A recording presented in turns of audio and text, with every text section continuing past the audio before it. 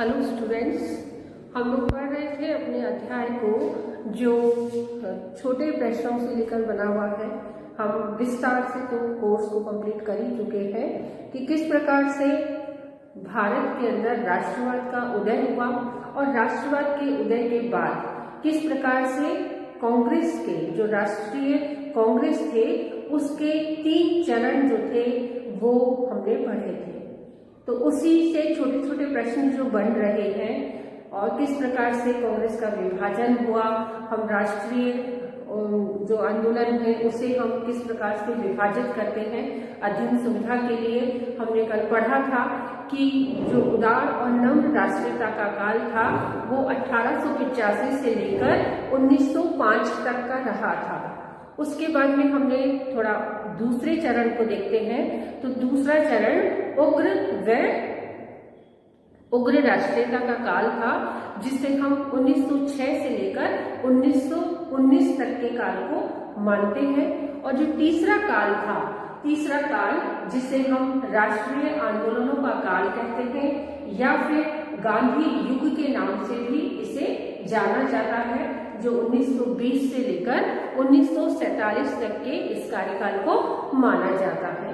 तो इस प्रकार हम समझ चुके हैं कि किस प्रकार से राष्ट्रीय आंदोलनों के काल को राष्ट्रीय कांग्रेस के काल को किस प्रकार से विभाजित किया गया है। तो हमने पढ़ा था सबसे पहले कि उदारवादी जो नेता हैं उनके नाम कौन कौन से हैं, तो आप लोग को ज्ञात ही होगा। उदारवादी राष्ट्रीय नेताओं के नाम जब हमने पढ़े थे तो दादा भाई नौरोजी, गोपाल कृष्ण गोखले, सर फिरोज शाह मेहता और रास बिहारी बोस इनके प्रमुख नाम आते हैं। पुनः रिपीट कर देती हूँ, दादा भाई नौरोजी, गोपाल कृष्ण गोखले, रास बिहारी बोस और सर फिरोज शाह मेहता, ये 4 प्रमुख नाम हैं जो उदारवादी दल को रिप्रेजेंट करते थे। और उसके बाद में यदि हम उग्रवादी नेताओं के नाम यदि हम लेते हैं तो उग्रवादी नेताओं के नामों को यदि हम जानते हैं प्रश्नों के रूप में कि किस रूप में उग्र राष्ट्रवादी जो नेता थे जो 1906 से लेकर 1919 के कार्यकाल में उनकी विशिष्ट भूमिका रही, तो उनके नाम आते हैं लाला लाजपत राय, बाल गंगाधर तिलक, विपिन चंद्र पाल और अरविंद घोष। तो हम ये उसी लेसन से रिलेट करता है जो उग्र राष्ट्रवाद को समझाता है। तो उदार राष्ट्रवाद और उग्र राष्ट्रवाद के समय में एक ऐसा एक्ट पारित हुआ था जिसकी वजह से पूरे भारत में अव्यवस्था या असंतोष उत्पन्न हो चुका था। तो वो था वर्नाक्यूलर प्रेस एक्ट। तो वर्नाक्यूलर प्रेस एक्ट के बारे में हम थोड़ी सी जानकारी हासिल करते हैं कि क्या है वर्नाक्यूलर प्रेस एक्ट और कब इसे पारित किया गया। तो वर्नाक्यूलर प्रेस एक्ट 1878 ईस्वी में 1878 में वर्नाक्यूलर प्रेस एक्ट पारित किया गया। नाम से जाहिर है कि इसका संबंध प्रेस से है।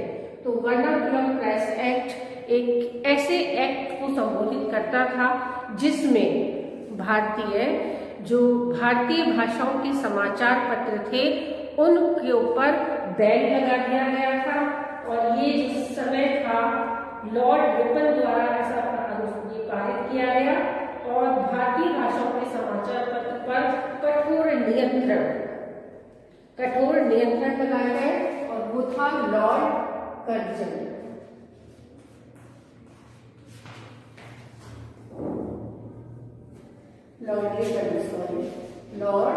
लिटन और इससे लॉर्ड रिपन ने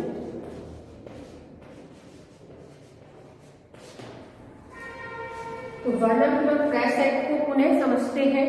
वर्नाक्यूलर प्रेस एक्ट 1878 ईस्वी में पारित किया गया, जो लॉर्ड लिटन द्वारा इसको पारित किया गया था।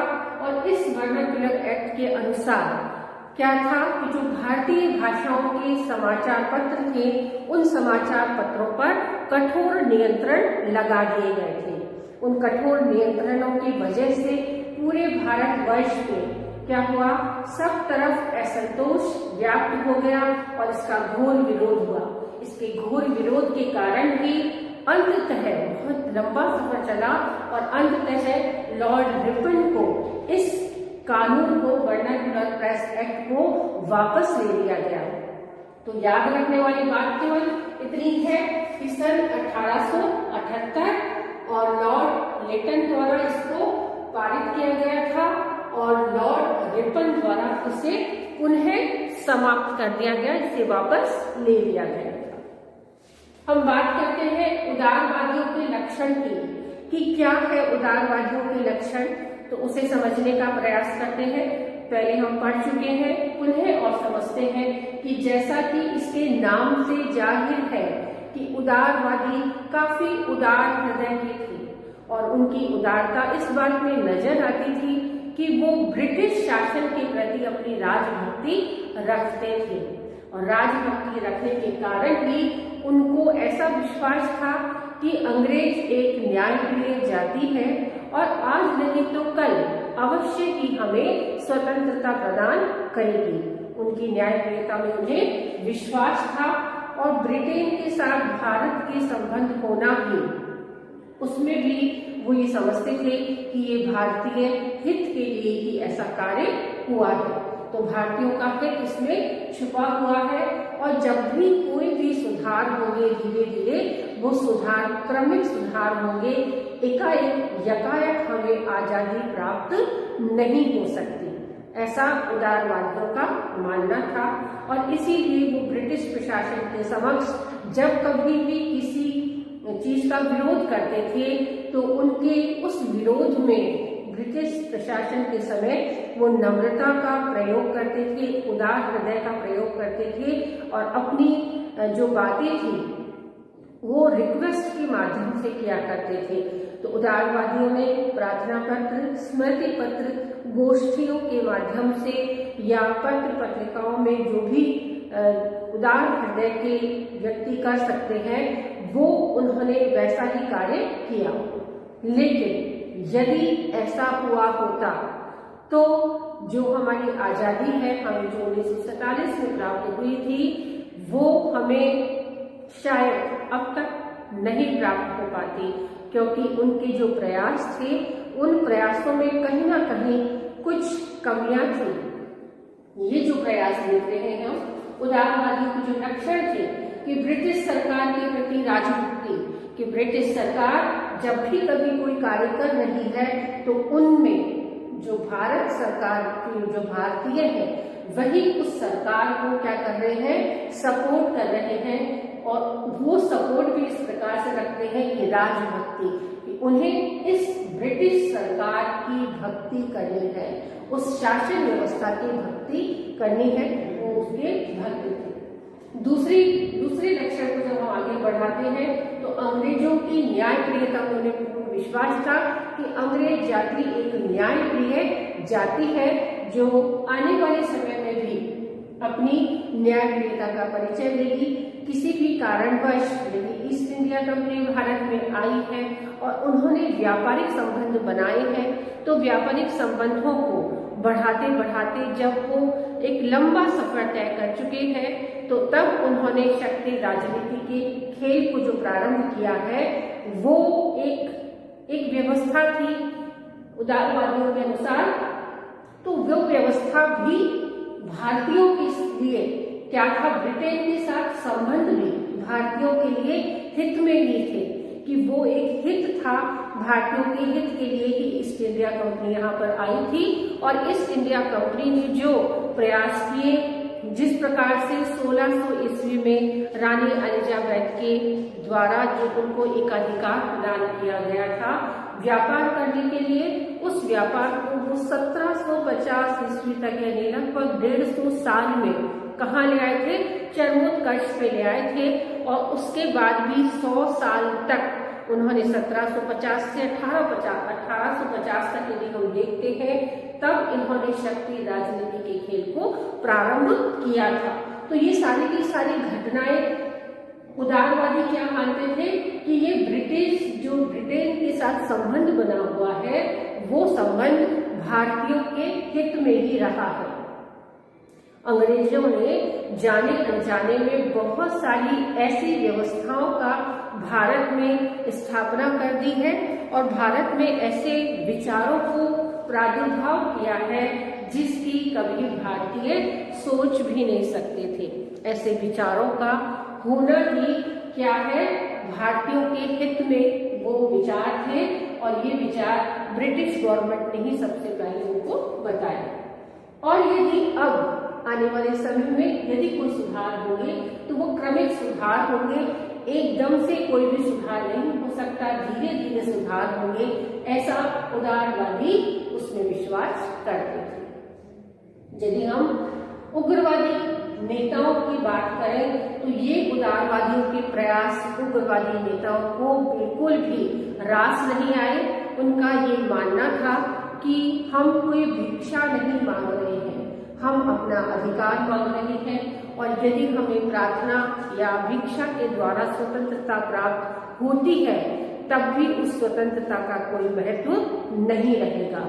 इसलिए उस समय लाल, बाल और पाल, लाला लाजपत राय, बाल गंगाधर तिलक और विपिन चंद्र पाल और अरविंद घोष ने ऐसे जोशीले भाषण या ऐसे जोशीले नारों के साथ भारतीय सोए हुए भारतीयों को जागृत किया और एक ऐसा अमर नारा बाल गंगाधर तिलक द्वारा दिया गया जो हर भारतीयों की जुबान पर उस समय चढ़ गया था कि स्वतंत्रता मेरा जन्मसिद्ध अधिकार है, मैं इसे लेकर रहूंगा। ये बात, ये नारा इस तरीके से उन्होंने भारतीयों के मन मस्तिष्क में फूंक दिया कि प्रत्येक भारतीय को यही लगता था कि अब हम यदि जीवित रहेंगे तब तक स्वतंत्रता के लिए ही कार्य करेंगे और हमारी हर श्वास में स्वतंत्रता प्राप्ति की इच्छा जागृत रहेगी। तो उदारवादी नेताओं ने अपने कार्यों को अंजाम दिया और जैसे हम देखते हैं जब बाल गंगाधर तिलक की बात आती है तो वैसे तो ये सारे ही बाल और पाल और अरविंद घोष जैसे जो प्रमुख उदारवादी उग्रवादी नेता थे, सभी एक प्रकार के जोशीले वक्तव्यों को कहने वाले थे, निर्भीक विचारों को कहने वाले थे। तो इन सब में से यदि बाल गंगाधर तिलक का सर्वोच्च रहा है तो बाल गंगाधर तिलक ने कि जोशीले बालपन को जानने के लिए कुछ विचारकों ने यहाँ तक कहा है यदि बाल गंगाधर तिलक इतने उग्र नहीं होते तो आज भी हमारी जो स्वतंत्रता है वो पेट के बल सरक रही होती और पेट के बल सरक रही होती और हाथ में एक उनके प्रार्थना पत्र होता जो एक भिक्षावृत्ति के रूप में होता कि हमें आजादी दे दो। तो इस प्रकार के वक्तव्यों से जो जोश भारतीयों में उत्पन्न हुआ वो उग्रवादी नेताओं के द्वारा ही संभव हो पाया। तो उग्रवादी नेताओं ने उस समय अपने कार्यों को पूर्ण करने के लिए बहुत सारी साधनों को अपनाया। तो वो कौन कौन से साधन थे, अगला प्रश्न उसी से रिलेट करता है कि उग्रवादी नेताओं द्वारा प्रयुक्त साधन कौन कौन से थे।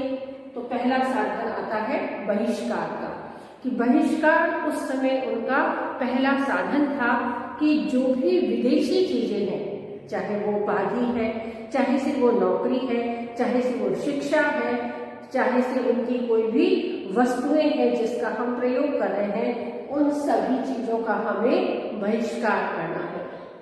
यदि हम बहिष्कार करते हैं तो ये बहिष्कार ही अंग्रेजों की कार्यविधियों को रोकने के लिए सफल होगा और इस कार्यविधि को सफल बनाने के लिए एक प्रमुख हथियार के रूप में इसे प्रयोग किया गया। दूसरा हथियार था निष्क्रिय प्रतिरोध, क्योंकि प्रत्येक व्यक्ति में किसी इस प्रकार की क्षमता नहीं होती कि वो किसी भी चीज का पूर्ण बहिष्कार कर सके। तो पूर्ण बहिष्कार की जगह पर एक निष्क्रिय प्रतिरोध एक ऐसी चीज थी जिसे वो कर सकते थे।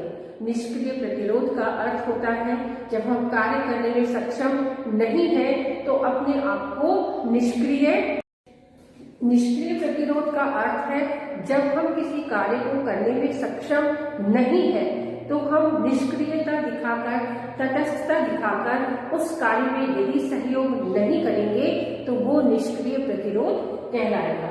तो उग्र राष्ट्रवादियों का एक महत्वपूर्ण साधन निष्क्रिय प्रतिरोध रहा है, क्योंकि सामान्य जनता में इतनी सक्षमता नहीं होती या इतने वो इस प्रकार से वो नहीं कर पाते कि वो सक्रिय विरोध कर सके। तो यदि वो सक्रिय विरोध नहीं कर सकते तो निष्क्रिय प्रतिरोध द्वारा वो अपने कार्यों को रोक सकते हैं।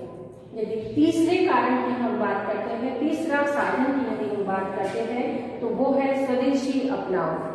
कि उग्र राष्ट्रवादियों द्वारा एक महत्वपूर्ण साधन जो था वो स्वदेशी अपनाना था, कि जब विदेशी चीजों का हमने बहिष्कार किया है, जिस विदेशी सत्ता को, जिस विदेशी साधनों को या वस्तु हो, नौकरी हो, उपाधि हो, किसी भी प्रकार की जो चीजें विदेशी है उन सब का हमें बहिष्कार करना है। और बहिष्कार करके हमें क्या करना है, स्वदेशी चीजों को अपनाना है।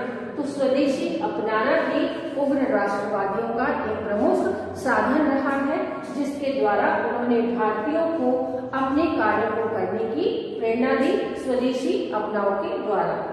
अंतिम जो उनका साधन था वो है राष्ट्रीय शिक्षा। कि अंग्रेजी शिक्षा जो उस समय प्रदान की जा रही थी वो अंग्रेजी शिक्षा अपर्याप्त थी और उसके कारण वो केवल क्लर्क ही बना सके इस प्रकार की शिक्षा भारतीयों को देते थे। वो अंग्रेज ये चाहते थे कि भारतीय मन, रक्त और मस्तिष्क से पूर्ण रूप से क्या बन जाए, अंग्रेज बन जाए। और इसलिए वो ऐसी राष्ट्रीय शिक्षा को देना चाहते थे।